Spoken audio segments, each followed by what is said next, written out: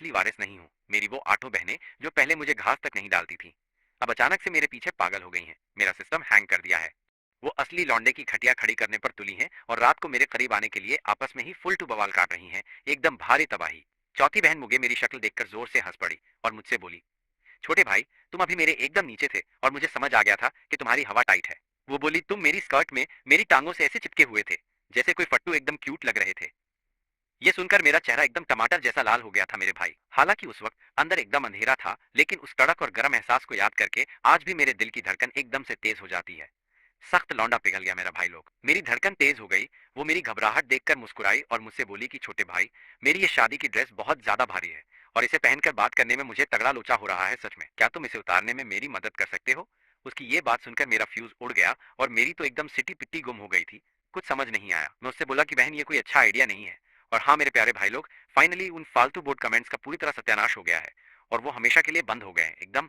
पहले comment section खोलते ही बस इमोजीज की भसड़ मची रहती थी, पूरा का पूरा स्क्रीन भर जाता था। लेकिन अब अपना कमेंट सेक्शन एकदम कड़क और बहुत साफ सुथरा हो गया है मेरी जान। पहले लॉन्ग प्रेस करने पर 3 आइकन आते थे, वो नौटंकी अब पूरी तरह बंद हो गई है और उन नल्ले बोर्ड्स के चक्कर में मैं तुम्हारे असली वाले मैसेज भी नहीं पढ़ पाता था।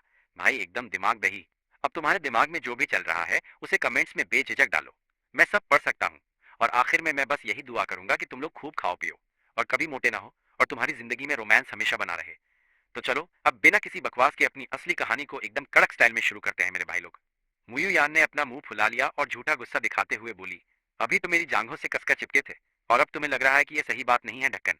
उसकी इस बात पर मेरी बोलती एकदम बंद हो गई। मैं हिम्मत करके आगे बढ़ा और झिझकते हुए मुयू यान के पीछे लगे हुए उन बटनों को खोलने में उसकी मदद करने लगा था। उस शादी वाली ड्रेस के फीते खोले और जब वो भारी भरकम ढांचा हटा तो मेरे सामने जो कतई जहर और कातिलाना नजारा था उसे देखकर मेरी तो एकदम सांस ही अटक गई थी। माय गुडनेस, क्या ही बात है। मैंने जल्दी से अपनी नजरें हटा ली और मन ही मन जपने लगा कि गंदी चीजों पर बिल्कुल ध्यान मत दे। मेरी ये भारी घबराहट देखकर मुयुयान को बहुत ज्यादा मजे आ रहे थे, तो वो मटकते हुए बेड के पास गई और अपनी हसीन टांगों को क्रॉस करके एकदम स्वैग और स्टाइल में बैठ गई और फिर उसने अपने बगल वाली जगह पर हाथ थपथपाया था और मुझसे बोली, छोटे भाई मुगी, यहाँ आकर बैठो। वहां दूर क्यों खड़े हो? मैं एक पल के लिए थोड़ा सा हिचकिचाया, लेकिन फिर भी पास जाकर बैठ ही गया था। तभी उसने अचानक से अपना हाथ मेरे हाथ में फंसा लिया और एकदम पक्के इरादे के साथ मुझे देखते हुए बोली कि छोटे भाई मुगी, अब मैं बातों को बिल्कुल भी नहीं घुमाऊंगी। सुन लो, मैं एकदम सीधा मुद्दे पर आती हूँ। मुझे जिंदगी में कोई पछतावा नहीं रखना है। मैं उस छपरी जिया जाई से बिल्कुल भी प्यार नहीं करती। वो बस एक आवारा प्लेबॉय है जिसे बस अपने मजे लूटना आता है। दरअसल बात यह थी कि मुझे अपना सगा भाई ना जानकर वो अभी अपनी इस शादी की ड्रेस को ट्राई कर रही थी कि मैं उसका सगा भाई नहीं हूँ। वो जो शुरुआत में इस परिवार के बिजनेस वाले रिश्ते की बलि चढ़ने वाली थी, अब पूरी तरह से टूट चुकी थी उसका। तो एकदम से पूरा बटाधार हो गया था भाई लोग, कसम से। उस वक्त उसके दिमाग में सबसे पहला ख्याल बस यही आया कि शादी से पहले वो अपनी सबसे कीमती चीज उस इंसान को दे दे जिससे वो सबसे ज्यादा सच्चा प्यार करती है, और साथ ही उस नीच जिया जाई से अपना तगड़ा बदला भी ले सके। इसलिए उसने मुझे सीधे यहाँ अपने पास बुला लिया। लेकिन किसने सोचा था कि ऐसा होगा। हमारे बीच कुछ भी होने से पहले ही उसका वो होने वाला पति अचानक से दरवाजा खटखटाने लगेगा।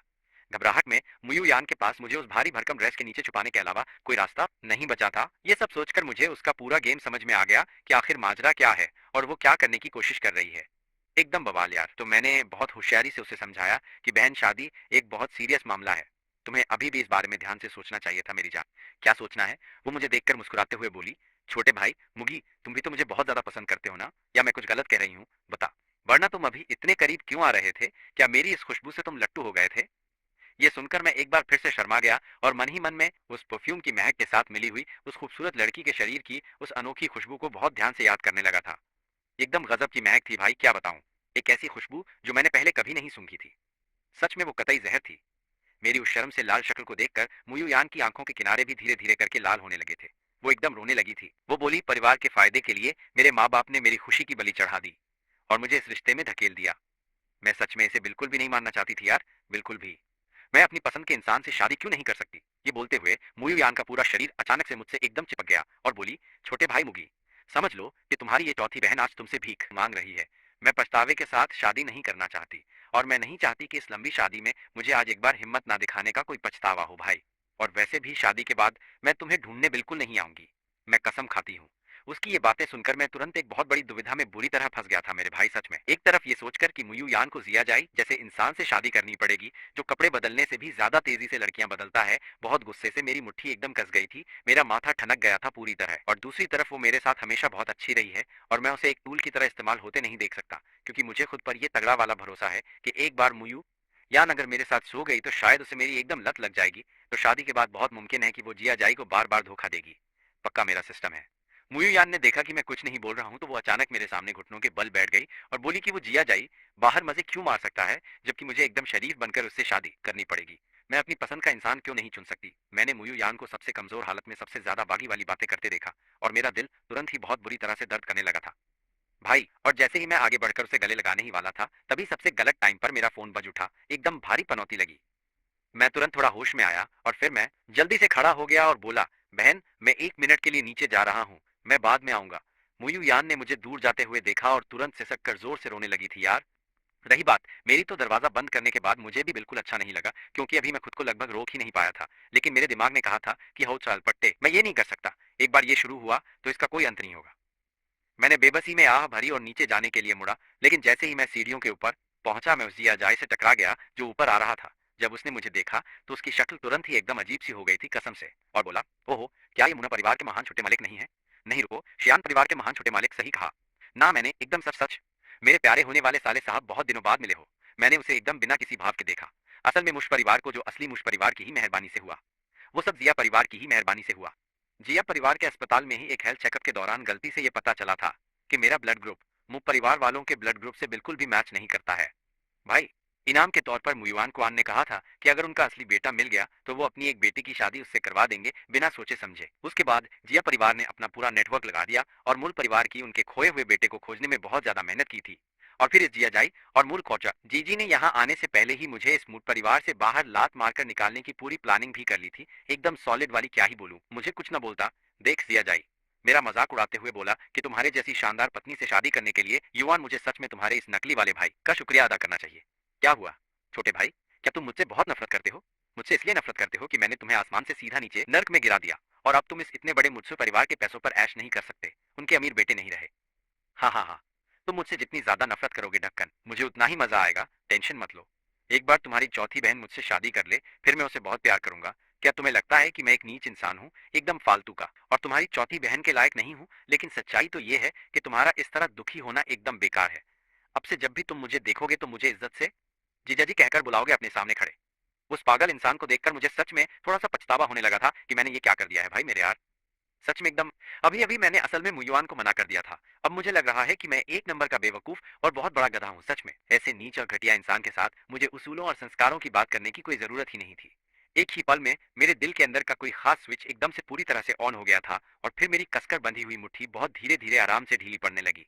उसके एकदम बाद मैंने अपना सिर ऊपर उठाया और उस जिया झाई को देखा जो अभी भी पागलों की तरह हंस रहा था, और अचानक मेरे चेहरे पर एक बहुत तरस खाने वाली मुस्कान आ गई। उसकी वो अजीब सी हंसी एकदम तुरंत ही बंद हो गई। वो मेरी इस मुस्कान को देखकर थोड़ा हैरान रह गया था।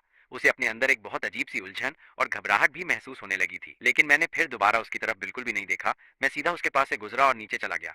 वो वहीं पर खड़ा एकदम सन्न होकर मुझे देखता रह गया। वो जितना ज्यादा उस बात के बारे में सोच रहा था उसे उतना ही ज्यादा कुछ तो भयानक लोचा लग रहा था कि आखिर वो लड़का क्यों मुस्कुरा रहा था। लेकिन उसे इस बात का कोई कारण समझ नहीं आ रहा था। वो बस चापा में अपना सिर खुजला सकता था। उसने फिलहाल के लिए इस बारे में ना सोचने का फैसला किया।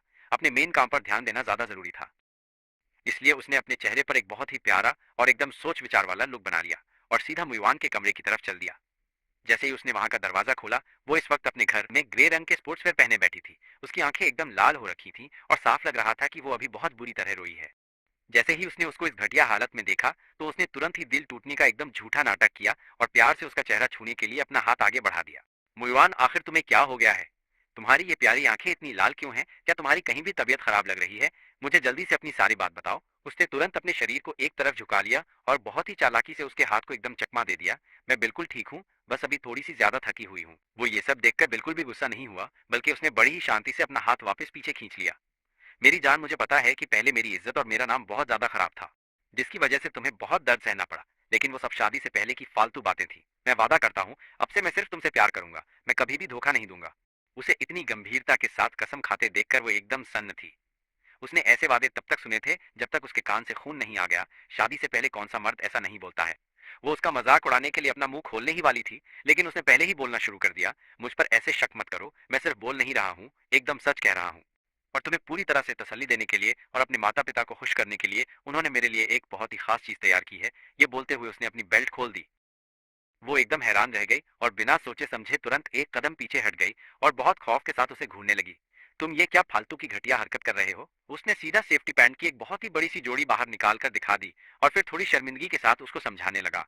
मेरे माता पिता ने इस चीज पर बहुत सारे पैसे लगाकर स्विट्जरलैंड में एकदम खास तौर पर बनवाया है। ये लड़कों के लिए पवित्रता वाले ताले का नया वर्जन है। नहाते समय को छोड़कर मैं इसे कभी भी अपने शरीर से नहीं उतार सकता हूँ। और सबसे बड़ी बात, ये ताला बहुत ही ज्यादा चालाक है। इसे सिर्फ मेरी घड़ी की फेशियल पहचान का इस्तेमाल करके या इसके साथ दी गई चाबी की मदद से ही खोला जा सकता है। जैसे ही उसने ये सब बोला, उसने तुरंत अपनी कलाई पर बंधी हुई उस घड़ी को उतार कर एकदम उसके चेहरे के सामने कर दिया। तुम देखो, सिर्फ तुम्हारे लिए मैंने खुद को एकदम साफ रखा है। मैं 1 महीने से पीछे पड़ा हूँ और हर रात मेरे पिता खुद मेरी निगरानी करते हैं जब मैं सिर्फ अपने कमरे में होता हूँ। तभी मैं अपने काम खुद से करने के लिए इसे बस थोड़ी देर के लिए खोल सकता हूँ। वो बेचारी ये सब देखकर एकदम सन्न रह गई थी। उसने ऐसी किसी भी अजीब और खतरनाक चीज के बारे में सिर्फ पुरानी और अजीब कहानियों में ही सुना था। उसने कभी भी असलियत में इसे देखने की बिल्कुल उम्मीद नहीं की थी। और ये तो एक एकदम हाईटेक चीज थी जो सीधे एक स्मार्ट घड़ी से जुड़ सकती थी। उसने देखा कि उसका गुस्सा अब थोड़ा शांत हो गया है और वो तुरंत ही उसे बहुत गहरे प्यार और रोमांस भरी नजरों से देखने लगा। मेरी जान, मैं पहले बहुत ज्यादा नासमझ और एकदम बेवकूफ था, लेकिन अब मैं सब कुछ अच्छी तरह समझ गया हूँ।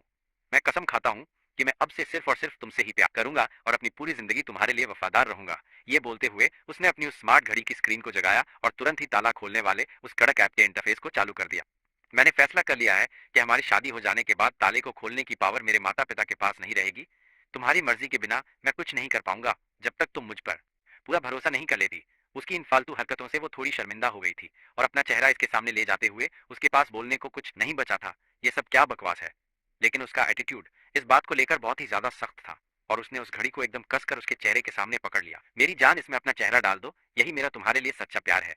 वो बेचारी बिना मन के आगे झुकी और उस घड़ी के कैमरे को अपना खूबसूरत चेहरा स्कैन करने का मौका दिया। एक छोटी सी बीप की आवाज के साथ चेहरे की सारी जानकारी सफलतापूर्वक अंदर सेट हो गई थी। तभी उसने बहुत ज्यादा संतुष्टि के साथ अपनी घड़ी वापस ली और फिर उसने अपनी जेब से एक चाबी निकाली और उसे सीधा उसके हाथ में प्यार से रख दिया। ये असली वाली फिजिकल चाबी है मेरी प्यारी बीवी। मैं तुम्हें इसे भी अपने पास एकदम सुरक्षित रखने के लिए दे रहा हूँ। मुझे उम्मीद है कि तुम अब से मेरा बहुत अच्छी तरह से ख्याल रखोगी। उसने उस चाबी को कसकर पकड़ा और बहुत धीमी आवाज में बोली, हाँ समझ गई, अब तुम बाहर जा सकते हो, मुझे अकेला छोड़ दो, चलो ठीक है। वो एकदम खुशी के साथ पीछे मुड़ा और बाहर की तरफ भाग गया। आखिरकार उससे शादी करने और उसके बड़े परिवार का इतना तगड़ा सपोर्ट पाने के लिए 1 महीने तक इस पवित्र ताले को पहनना उसके लिए कोई भी बड़ी बात बिल्कुल नहीं थी। वो तो इसे अपनी पूरी जिंदगी पहनने के लिए भी आसानी से तैयार हो जाता। लेकिन जैसे ही उसने दरवाजा खोला, उसके चेहरे की वो खुशी वाली मुस्कान एकदम से गायब होकर जमकर बर्फ बन गई। ठीक उसी समय मैं इत्तेफाक से सीढ़ियों से ऊपर आ रहा था और सीधा उस छपरी से मेरी टक्कर हो गई। ये देखते ही उसका दिल एकदम धक से रह गया और मेरे लिए उसके अंदर की वो भयंकर नफरत तुरंत बाहर आ गई। लेकिन उस लड़की के सामने वो अपना असली घिनौना रूप दिखाने की बिल्कुल भी हिम्मत नहीं कर सकता था। इसलिए उसने तुरंत एक प्यारा सा लुक बनाया और बोला, नमस्ते साले साहब। लेकिन मैंने उसकी तरफ ना देखकर पीछे खड़ी उस लड़की को देखा और मुस्कुराते हुए बोला, नमस्ते जीजा जी। जब उसने सुना कि मैं बाहर खड़ा हूँ तो उसके चेहरे पर तुरंत ही एक बहुत शानदार और गजब की खुशी खिल उठी। मेरे प्यारे छोटे भाई मुगे, जल्दी से अंदर आ जाओ, तुम्हारी चौथी बहन को तुमसे कुछ बहुत जरूरी काम है। दरवाजे पर खड़ा वो नल्ला इंसान इस बात को कुछ ज्यादा गहराई से समझ तो बिल्कुल नहीं पा रहा था, लेकिन एक ऐसे एंगल से जिसे सिर्फ हम दोनों ही बहुत अच्छी तरह से देख सकते थे। उसने मेरी तरफ देखकर बहुत ही ज्यादा घिनौनी और खतरनाक हंसी। हंसी अपने ही घर से निकाला गया दो कौड़ी का कचरा। अभी भी मुझे अपना फालतू एटीट्यूड दिखाने की हिम्मत कर रहा है। एक बार हमारी शादी हो जाए फिर वो असली वाले छोटे मालिक के साथ मिलकर इसे धक्के मारकर बाहर निकालने का तरीका ढूंढ लेगा। जैसे ही वो वहां से गया, मैंने अंदर कदम रखा और बिना एक भी शब्द बोले मैंने तुरंत दरवाजा लॉक कर दिया। मेरी इस हरकत को देखकर उसका दिल तुरंत जोर से धड़कने लगा और मुझे देखने वाली उसकी उन प्यारी आंखों में एक गजब की उम्मीद भरी हुई थी। क्या हुआ, सब ठीक तो है ना? क्या तुमने इस बारे में अच्छी तरह से सोच लिया है? क्या तुम यहाँ मेरी वो अधूरी इच्छा पूरी करने आए हो? उसकी अपनी बात खत्म करने से पहले ही मैंने खुद से उसके एकदम करीब जाने की पहल कर दी, क्योंकि मैं चाहता था कि उस बेवकूफ को पता चले कि जिस भी चीज पर उसे बहुत घमंड है वो मुझे पहले ही मिल चुकी है। पूरे 2.5 मिनट के बाद मैंने बिना मन के उसे अपने से दूर किया।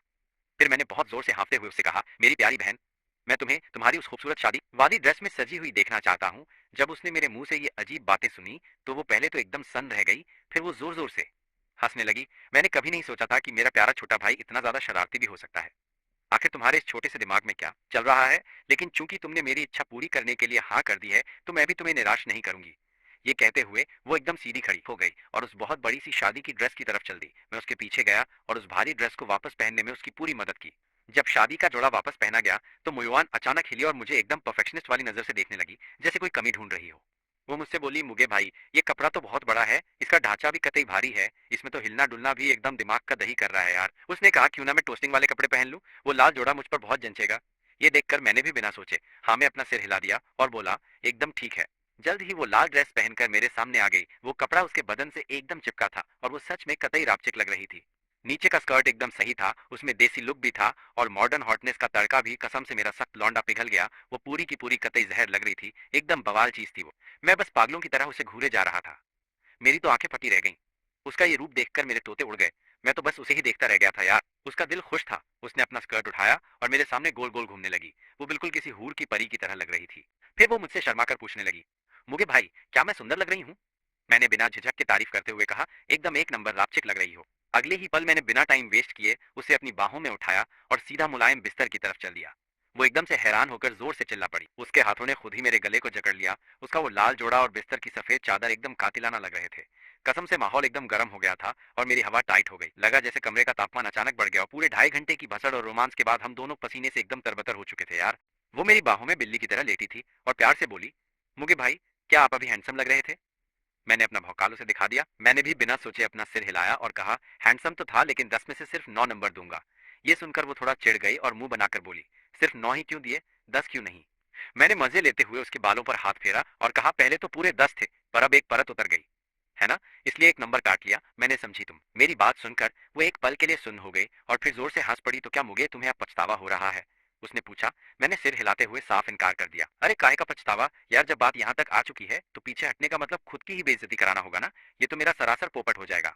और अगर मैं खुद से सच में पूछूं कि क्या मुझे कोई पछतावा है, तो मेरा जवाब है बिल्कुल नहीं। मेरी बात सुनकर उसने प्यार से मुझे सीधा होठों पर एक हल्का सा किस कर लिया।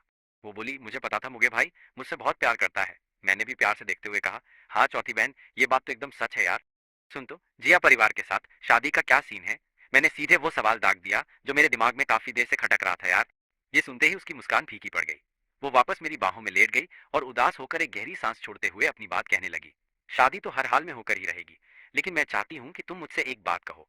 ये सुनकर मेरा माथा ठनका और मैंने तुरंत अपने दिमाग के घोड़े दौड़ाए। लगता है इसे सिर्फ मेरा शरीर नहीं बल्कि मेरा दिल भी चाहिए, और किसी को प्यार करने का सबसे बड़ा सबूत है उसे पूरी तरह अपना बनाने की हवस। इसलिए मैंने अपने अल्फा वाले स्वैग में धीरे से कहना शुरू किया, बहन मैं चाहता हूँ कि मैं जियाज़ई को तुम्हें छूने की इजाजत दूं। मेरी ये बात सुनकर वो जोर से मुस्कुराने लगी। तुम बिल्कुल फालतू का लोड मत लो यार, मैं बस वहां पर शादी करने जा रही हूँ, लेकिन उस नल्ले को खुद को हाथ भी नहीं लगाने दूंगी। मैं जिंदगी भर सिर्फ और सिर्फ तुम्हारी ही रहूंगी यार। ये सुनकर मुझे सुकून मिला और मैंने सिर हिलाया। तभी अचानक मेरी नजर वहां रखे ड्रेसिंग टेबल पर पड़ी, जहां एक अजीब सी चाबी रखी हुई थी। मैं उसे घूरने लगा। मैंने वो चाबी उठाई और उसके साथ मजे में खेलने लगा। मैंने पूछा, ये क्या बवाल चीज है? बहन वो आलस से करवट बदलते हुए बिस्तर पर पेट के बल लेट गई और मुझे देखने लगी। ये क्या नया लोचा है? उसने हाथों पर अपनी ठुड्डी टिका रखी थी और मेरी आंखों में देखकर बोली, ये उस नल्ले जियाजई के पिंजरे की चाबी है। मैंने हैरानी से पूछा, कौन सा पिंजरा? क्या वो कोई कुत्ता है? मेरी उत्सुकता एकदम टॉप पर पहुंच गई थी। मैंने बोला, मुझे पूरी कहानी बता, सीन क्या है? ये देखकर उसने मुझे उस गधे की वफादारी वाली कहानी सुनानी शुरू कर दी यार। उसने बताया कि कैसे जियाजई ने अभी उसके सामने अपने प्यार का नाटक किया था और उस महंगे फेशियल रिकॉग्निशन वाले लॉक और इस फालतू सी फिजिकल चाबी के बारे में सब कुछ उगल दिया। ये पूरी बकवास सुनकर मेरी तो हंसी ही नहीं रुक रही थी। मुझे लगा था कि वो एक घमंडी और अकड़ू गधा है, पर मुझे क्या पता था कि वो भी अपनी फैमिली का पाला हुआ कुत्ता निकलेगा। मोयुआन से शादी करने और उसके परिवार का सपोर्ट पाने के लिए वो छपरी इतना नीचे गिर सकता है, ये तो मैंने कभी सपने में भी बिल्कुल नहीं सोचा था यार। क्या ऐसे नल्ले को कोई मर्द बोल भी सकता है? मेरे चेहरे की ये शातिर मुस्कान देखकर वो भी जोर जोर से हंसने लगी। क्या तुम्हें ये सब कोई डार्क कॉमेडी मूवी जैसा लग रहा है? तो फिर आज से ये तुम्हारे हवाले रही, तुम ही रखना इसे। मैं एकदम शौक में आ गया। क्या मैं रखूं इसे? क्या तुम सीरियस हो या बस मेरे मजे ले रही हो यार? उसने बिंदास होकर सिर हिलाया। इसे रखने का मुझे कोई फायदा नहीं है। इसे देखकर ही मुझे चिढ़ मचती है। तो मैं इसे तुम्हें दे रही हूँ ताकि तुम इसके साथ टाइम पास कर सको। मैंने हाथ की चाबी को घूरा और मेरी स्माइल अपने आप बड़ी होती गई। इसे मेरे पास छोड़ने का मतलब तो यही हुआ ना कि अब पूरा गेम मेरे ही हाथ में है यार। मैं एकदम एयर ट्रैफिक कंट्रोल टावर वाला बॉस बन गया जो उस छपरी की उड़ान को पूरी तरह से कंट्रोल करेगा।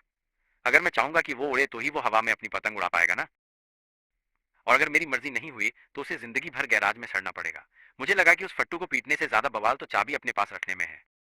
ये एकदम नेक्स्ट लेवल मजे वाली बात है। इसलिए मैंने बिना ड्रामा किए हाँ में सिर हिला दिया और बोला, ठीक है बहन, तो मैं इसे खुशी खुशी अपनी जेब में रख ही लेता हूँ।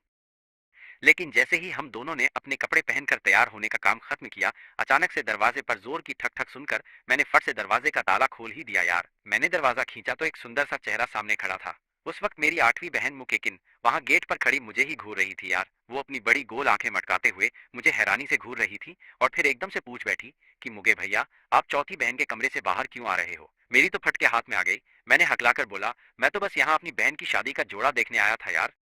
उसने बस इतना ही कहा, ओह अच्छा। फिर उसने पंजों के बल उचकते हुए कमरे के अंदर झांका और किस्मत से उसकी नजर ड्रेसिंग टेबल के सहारे खड़ी हमारी चौथी बहन पर जाकर टिक गई। उसके खड़े होने का तरीका थोड़ा अजीब था, इसलिए उसने तुरंत बिना कुछ सोचे सीधे एक सवाल पूछ ही लिया, चौथी बहन को क्या हुआ? अभी मैंने उसे लड़खड़ाते हुए चलते देखा, उसका चेहरा भी एकदम लाल हो रखा था। ये देखकर मेरा तो धक धक करने लगा था यार, सच में भाई। अरे वो इसलिए क्योंकि उसकी शादी का जोड़ा बहुत भारी और एकदम टाइट है। उसे ज्यादा देर तक पहनने से उसका खून का बहाव रुक गया है, इसी वजह से शायद, इसलिए वो ठीक से खड़ी नहीं हो पा रही है। समझे? मुकैक्सिन ने अपनी आंखें झपकाई। फिर उसने अपने बालों की दो चोटियां ऐसे क्यों बना रखी हैं, जबकि उसे ये स्टाइल बिल्कुल भी पसंद नहीं है। उसने तो यहाँ तक कहा था कि ये बच्चों जैसा लगता है। ये सुनकर तो मेरी बोलती ही पूरी तरह से बंद हो गई थी कि क्या बोलूं अब। वो एक नया हेयर स्टाइल है जो वो अपनी शादी की ड्रेस के साथ ट्राई कर रही है। क्या तुम्हें नहीं लगता कि ये बहुत ही ज्यादा अनोखा और अलग है ना? मुकैक्सिन को मेरी बात पर कोई शक नहीं हुआ। वो बोली, चलो खाना खाने चलते हैं, सब तुम दोनों का इंतजार कर रहे हैं। लेकिन जैसे ही हम सीढ़ियों के एकदम ऊपर पहुंचे थे भाई, तभी जिया झाई नीचे से ऊपर आ रहा था और मुंह युयान को देखते ही उसकी आंखों में एकदम से तगड़ी चमक आ गई, जैसे उसने कोई बहुत बड़ा खजाना देख लिया हो साला। इस वक्त युयान का चेहरा एकदम लाल और चमक रहा था। उसकी आंखों में प्यार झलक रहा था और उसका पूरा का पूरा शरीर अंदर से एकदम बाहर तक एक गजब का जादू बिखेर रहा था। कतई जहर लग रही थी। वो चमक एकदम अलग थी, जो सिर्फ पूरी तरह से संतुष्ट होने और अंदर तक मजा मिलने के बाद ही आती है भाई। एकदम सुकून झाई ये देखकर खुशी से पागल हो गया और उसका दिल गार्डन गार्डन हो गया। उसे लगा कि ये पक्का उसका वो सच्चा वाला प्यार भरा इजहार ही था, कसम से भाई। और उस चैस्टिटी लॉक वाली वफादारी का असर था जिसने युयान का दिल पूरी तरह से पिघला दिया था। उसे लग रहा था कि वो सख्त लौंडा पिघल गया है अब। फिर उसने युयान के उस चांद के टुकड़े जैसे खूबसूरत और कातिलाना चेहरे को देखा और हकलाते हुए बोला, युयान तुम और ये दोनों मिलकर अंदर कमरे में आखिर क्या कर रहे थे? छोटे भाई मुगे के साथ युयान के चेहरे पर कोई भी बदलाव नहीं आया और बिना किसी घबराहट या हवा टाइट हुए उसने बड़े आराम से जवाब दिया कि हम दोनों वहां, मैं बस शादी के लिए कुछ गाउन पहनकर देख रही थी और मैंने छोटे भाई को देखने के लिए कहा था ताकि वो मुझे अपनी अच्छी सी राय दे सके। भाई समझे, वैसे भी चीजों को परखने में छोटे भाई की नजर सबसे ज्यादा तेज है। उसकी पसंद बहुत ही टॉप क्लास की है, जो उन महंगे डिजाइनरों से भी लाख गुना बेहतर है। एकदम सच।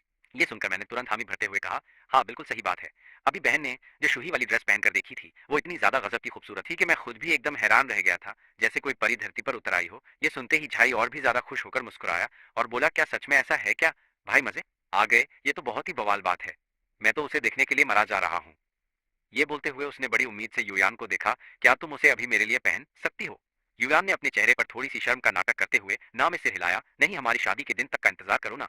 झाई बोला, ठीक है मैं तुम्हारी बात मानूंगा। झाई पूरी तरह से उसके इशारों पर नाचने वाला लट्टू बन चुका था और उसकी शादी की बेकरारी आसमान छूने लगी थी। अब तो सच में हम चारों मिलकर खाना खाने के लिए एकदम नीचे चले गए और रात का खाना खत्म होने के बाद झाई ने खाना पचाने के लिए हवेली में ही थोड़ी देर टहलने की अच्छी सलाह दी थी। भाई युयान चलो थोड़ा घूम कर आते हैं। युयान ने हाँ में अपना सिर हिलाया और फिर बड़ी चालाकी से मेरी तरफ देखकर बोली, छोटे भाई मोगे तुम भी हमारे साथ ही चलो ना। इससे पहले कि मैं कुछ भी बोल पाता, झाई बीच में टपक पड़ा और बोला, हाँ हाँ छोटे भाई तुम भी आ जाओ, जितने ज्यादा लोग होंगे उतना ही मजा आएगा। सही बात है। मुंह परिवार की हवेली सच में बहुत ही ज्यादा बड़ी थी और रास्ते भर युयान के सामने अपना झूठा भौकाल दिखाने के चक्कर में झाई ने बिना रुके बकवास करनी शुरू कर दी थी।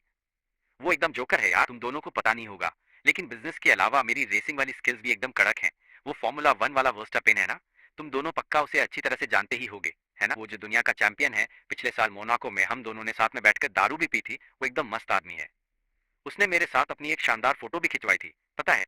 झाई पागलों की तरह डिंगे हाँक रहा था, बोलते हुए थूक उड़ा रहा था, अपनी ही दुनिया में मगन था और उसे अपने इस फालतू के घमंड का बिल्कुल भी कोई अंदाजा नहीं था यार। लेकिन उसे ये बिल्कुल भी नहीं पता था कि युयान और मैं जो उसके बगल में चल रहे थे, हमने पीछे से एक दूसरे का हाथ पकड़ा था। इस वक्त मेरी उंगलियां धीरे धीरे युयान की हथेली में गोल गोल घूम रही थी और मैं बीच बीच में उसकी उस मुलायम सी हथेली को प्यार से एकदम कसकर दबा भी रहा था यार। युयान किसी तरह अपनी हंसी रोकने की पूरी कोशिश कर रही थी, जबकि उसे ध्यान से सुनने का नाटक भी करना पड़ रहा था और बीच बीच में सिर हिलाना पड़ रहा था। इससे उसका दिल तेजी से धड़कने लगा था और वो बहुत जोश में आ गई थी। झाई ने काफी देर तक अपनी लंबी लंबी फेंकनी जारी रखी और ये देखकर कि युयान और मैं उसकी बातों में कोई खास मजे नहीं ले रहे हैं, उसने टॉपिक बदलने का सोच लिया। वो बोला, ऐसे बात करने से मजा नहीं आएगा, किसी दिन मैं तुम दोनों को भी उस रेस ट्रैक पे चक्कर लगाने ले जाऊंगा ताकि तुम लोग भी समझ सको कि असली स्पीड क्या होती है।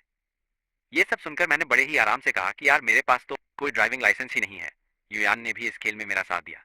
मुझे अपनी जान बहुत प्यारी है।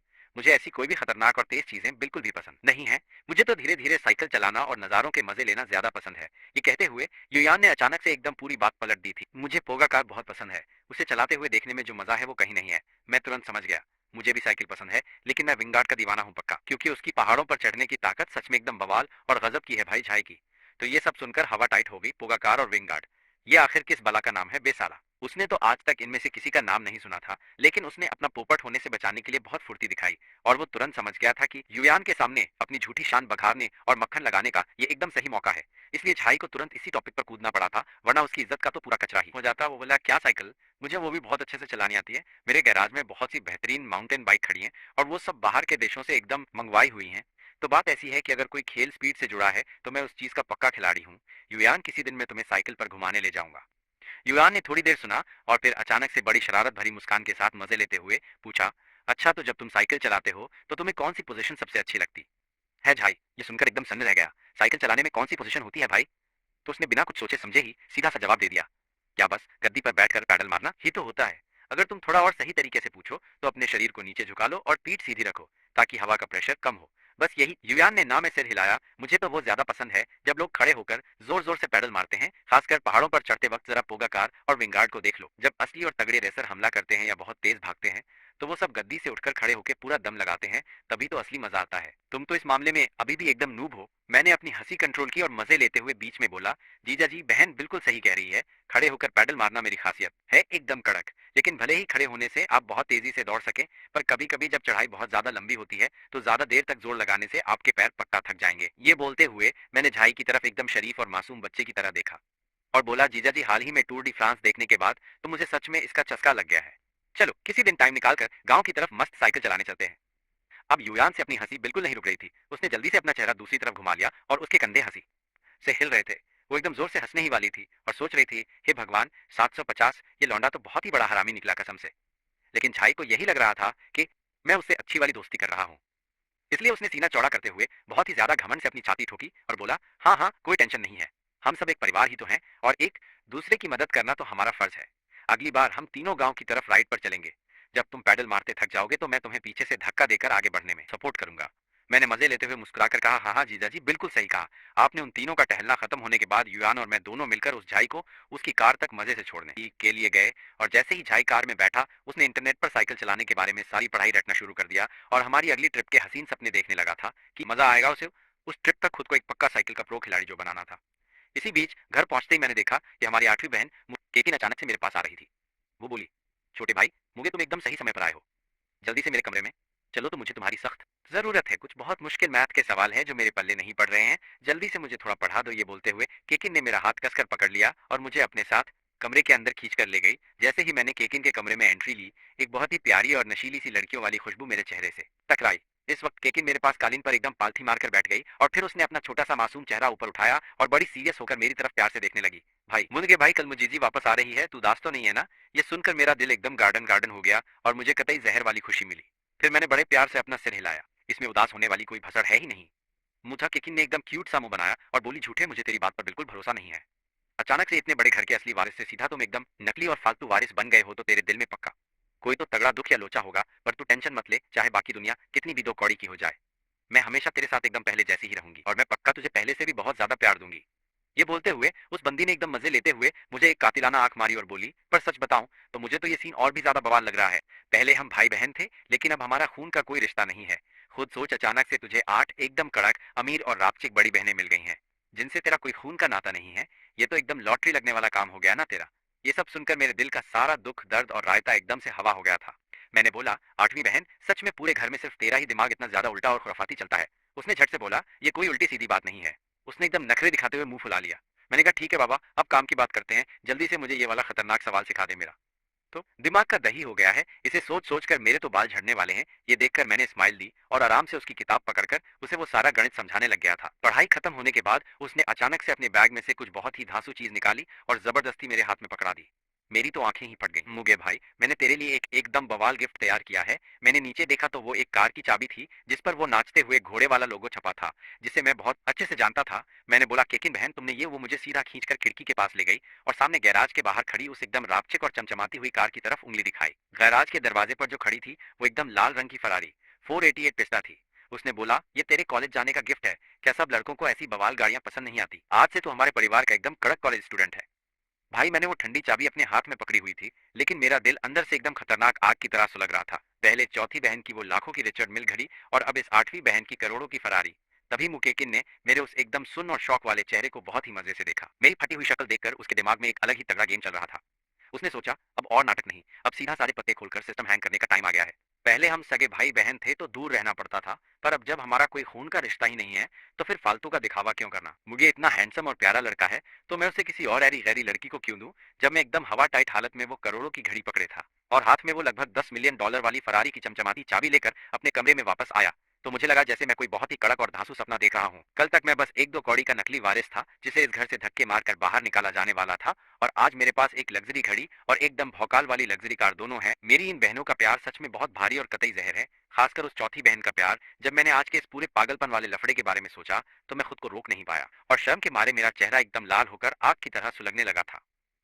अगली सुबह जब मैं नीचे खाना खाने वाले कमरे में गया तो वहां डाइनिंग टेबल पर पहले से ही कुछ लोग जमे बैठे थे। वहां सबसे बड़ी बहन मुयूलू और उसका घर जवाई पतियान हुई गैंग बैठे थे, जिसके साथ उसने आज तक सुहागरात नहीं मनाई थी। और साथ में चौथी बहन मुयोयान भी वहां थी और आठवीं बहन भी वहीं बैठी अपना नाश्ता कर रही थी। जैसे ही मैंने वहां अपनी एंट्री मारी, उस योयान की आंखें मुझे देखते ही एकदम फुल ट्यूबलाइट की तरह चमक उठी थी। उसकी वो आग वाली कातिलाना नजर देखकर मेरे दिल की धड़कन एकदम से रुक गई और मुझे कल का सारा कांड तुरंत याद आ गया। मुझे लगा जैसे मेरे गाल फिर से सुलगने लगे हैं। मैं बस अपना सिर नीचे झुकाकर वहां से तेजी से निकल गया और चुपचाप एक कुर्सी खींचकर बैठ गया।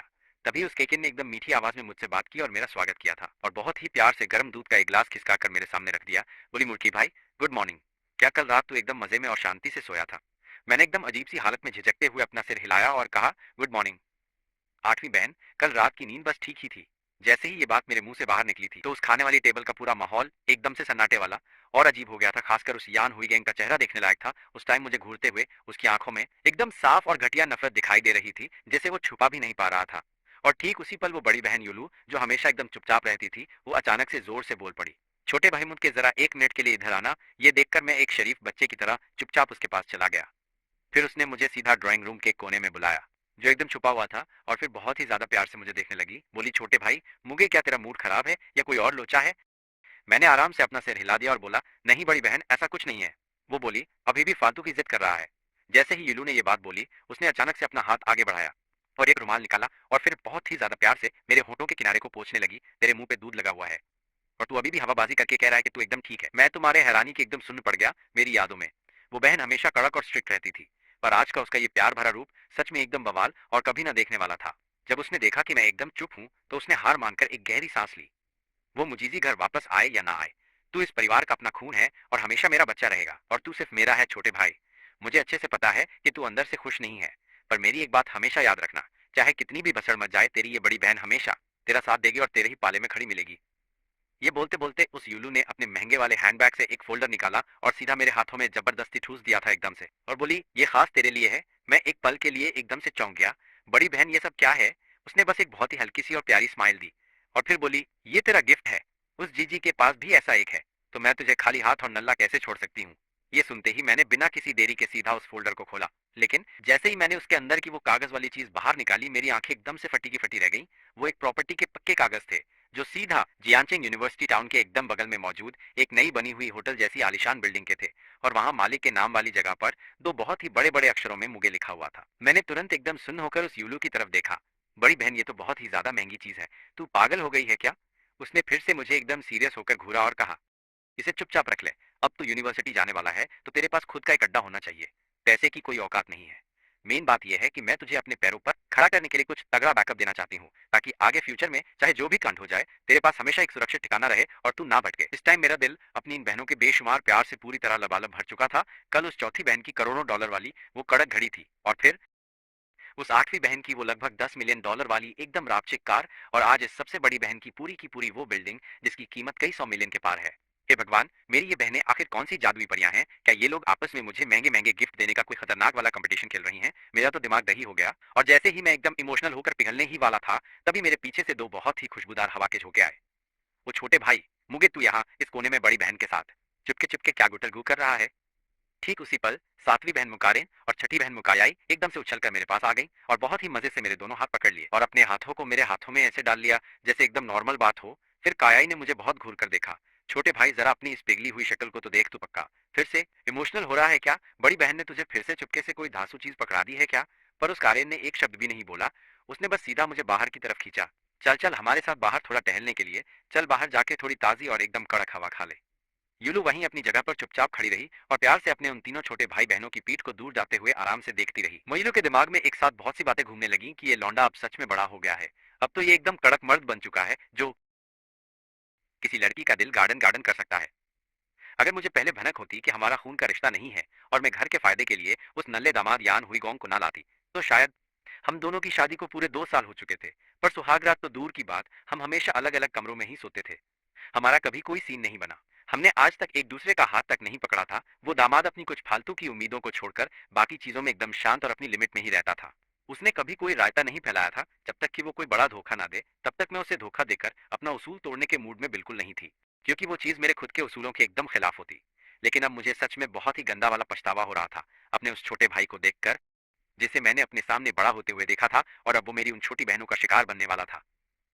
ये सब सोचकर मेरा दिल बुरी तरह भारी हो गया और माथा ठनकने लगा। दूसरी तरफ मैं मुखियाई और मुकेन के बीच में फंसा हुआ था और आखिर मुझसे रहा नहीं गया तो मैंने पूछ ही लिया, सच सच बताना, क्या तुम सबने मिलकर ये प्लान बनाया है?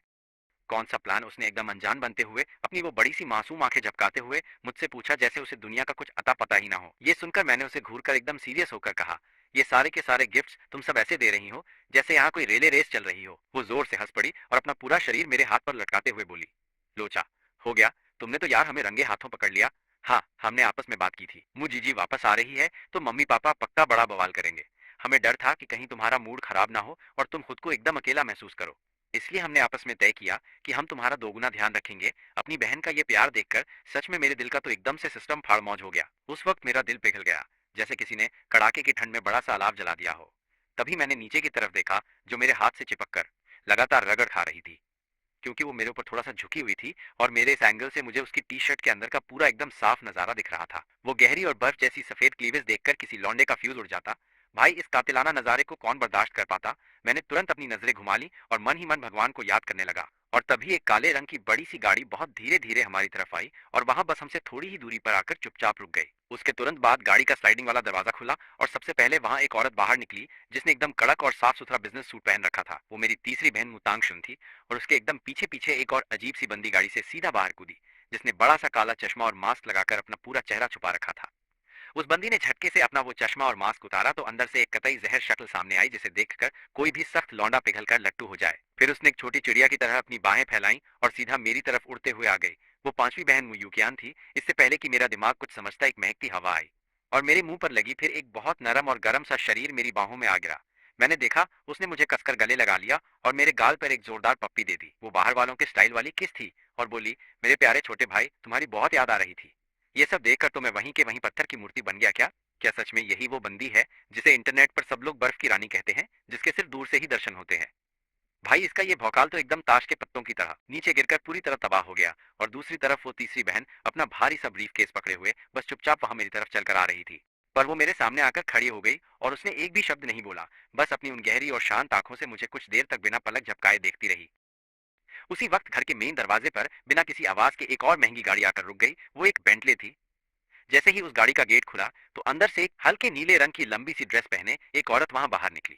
वो कोई और नहीं, मेरी दूसरी बहन मुयुई थी और उसके साथ सबसे बड़ी वाली बहन मुयुलू भी थी। जब उन्होंने देखा कि सारी बहनें आ चुकी हैं तो वो भी घर से बाहर आ गईं और बोली, चलो भाई, अब सब आ गए हैं तो अंदर चलो। घर के अंदर घुसने के बाद उसने अपना गला साफ किया और सन्नाटा तोड़ते हुए सबसे पहले बोली, जब सब आ ही गए हैं तो सीधा काम की बात करते हैं। मैंने आज सबको मुझका स्वागत करने के लिए बुलाया है। मम्मी और पापा चाहते हैं कि हम उसे एकदम परिवार वाला फील दें और मैंने एक बंदे को उसकी पूरी कुंडली निकालने के काम पर भी लगा ही दिया था। मुझ जीजी 18 साल का है और उसका बर्थडे भी बिल्कुल मुझे वाले दिन ही आता है। वो पढ़ाई लिखाई छोड़ चुका है और पूरा दिन शहर के पश्चिमी इलाके में इंटरनेट कैफे और पूल हॉल में ही पड़ा रहता है और उसने वहाँ कुछ बहुत ही अजीब और छपरी टाइप के फालतू लोगों के साथ अपनी अच्छी खासी दोस्ती बना रखी है। उसका मेन काम बस वहाँ के आसपास वाले स्कूलों के छोटे बच्चों से जबरदस्ती हफ्ता वसूलना है। उसकी ये बात खत्म होने के तुरंत बाद वहाँ उस कमरे में एकदम खौफनाक सन्नाटा छा गया, जैसे सांप सूंघ गया हो। हर एक बहन के चेहरे का रिएक्शन देखने लायक था, क्योंकि भाई, हफ्ता वसूलने वाला एक सड़क छाप लुक्खा गुंडा हमारी फैमिली का हिस्सा कैसे हो सकता है? क्या सच में यही इनका वो सगा छोटा भाई है? और सबसे पहले जिसका खुद पर से कंट्रोल छूटा और हंसी छूटी, वो सातवीं बहन मुकरेन थी। वो बंदी पागलों की तरह हंसते हंसते पूरी तरह से सोफे पर लुढ़क गई और अपना पेट पकड़कर बोली, अरे भैंस की आंख हफ्ता वसूलने वाला गुंडा, मतलब भाई क्या ही मजाक चल रहा है हमारी जिंदगी में? ये किस सस्ते और छपरी डायरेक्टर की एक्शन मूवी की स्क्रिप्ट चल रही है? भाई, क्या उसे लगता है कि वो इस फालतू काम में बहुत हैंडसम दिखता है? मैं पक्का शर्त लगाकर बोल सकती हूँ कि उसने पक्का टैटू बनवा रखा होगा, जैसे उल्टे हाथ पर कोई नीला ड्रैगन और सीधे हाथ पर सफेद बाघ। इतना बोलते ही मुकर्रिन ने अचानक से अपने दोनों हाथ मेरी गर्दन पर लपेटे और एकदम मजे में मेरे गाल पे एक जोरदार पप्पी दे दी और बोली, भाई सच में हमारा ये वाला छोटा भाई ही एकदम एक नंबर और बेस्ट है। पढ़ने में एकदम टॉपर, दिखने में एकदम साफ सुथरा मुता, परिवार के असली वारिस का भौकाल और स्वैग तो सच में ऐसा ही कड़क होना चाहिए। उसकी ये बात सुनकर मुता केकिन ने भी अपनी वो प्यारी सी छोटी सी नाक सिकोड़ते हुए मजे में सुनकर हवा टाइट हो गई। वो अपनी गंदी आदतें घर तो नहीं लाएगा। मुझे नहीं चाहिए कि घर से सिगरेट दारू की बदबू आए, कसम से पूरा कबाड़ा हो जाएगा मेरी जान। पांचवी बहन मुयूकियन बोली, अपना छोटा भाई मुझी हमेशा कितनी अच्छी महक देता है, कड़क खुशबू आती है।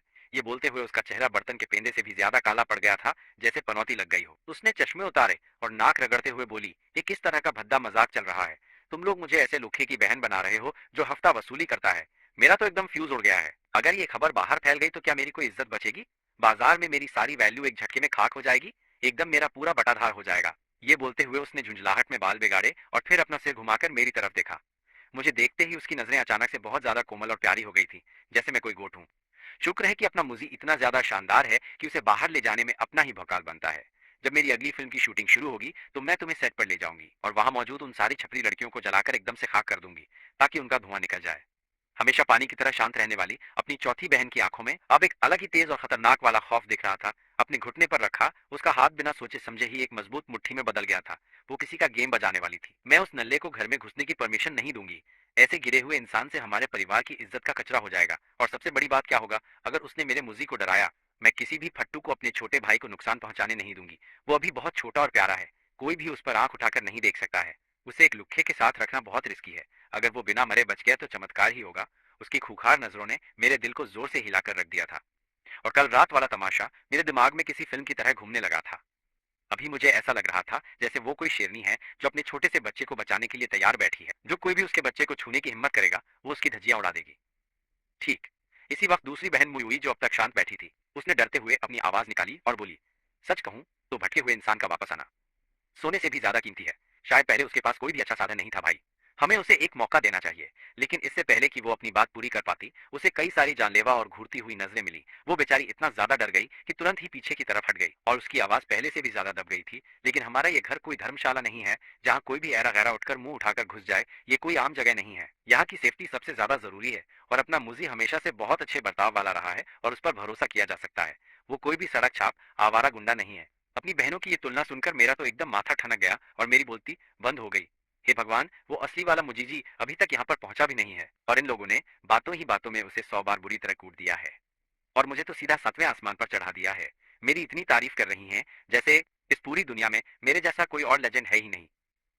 सच कहूं तो ये फीलिंग एकदम कड़क है, लेकिन मुझ पर पहाड़ जितना भारी प्रेशर भी बन गया है। बड़ी बहन मुयुलू ने सबका ये तमाशा देखा और फिर धीरे से बोली, ठीक है अब बस भी करो। हम लोग मम्मी और पापा का फैसला नहीं बदल सकते। मुजी जी आज किसी भी हालत में इस घर में जरूर आएगा। ये बोलते हुए उसने अचानक अपना सिर घुमाया और मुझे देखने लगी। उसकी आंखों में भी मेरे लिए बहुत ही ज्यादा प्यार भर गया था, जैसे मेरा कोई तगड़ा औरा हो।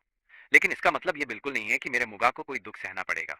तुम हमेशा हमारे छोटे भाई रहोगे और इस बात को दुनिया की कोई ताकत बदल नहीं सकती। हॉल में चल रही ये बेइज्जती वाली मीटिंग तो खत्म हो गई थी, लेकिन अभी भी हवा में एक अजीब सी टेंशन थी और ऐसा लग रहा था कि सब किसी बड़े दुश्मन के खिलाफ एकजुट हो गए हैं। भले ही मेरी बहनों ने कुछ नहीं कहा, लेकिन उनकी नजरों के इशारों ने पहले ही बाहर वालों के खिलाफ एक बहुत पक्का वाला फैसला कर लिया था।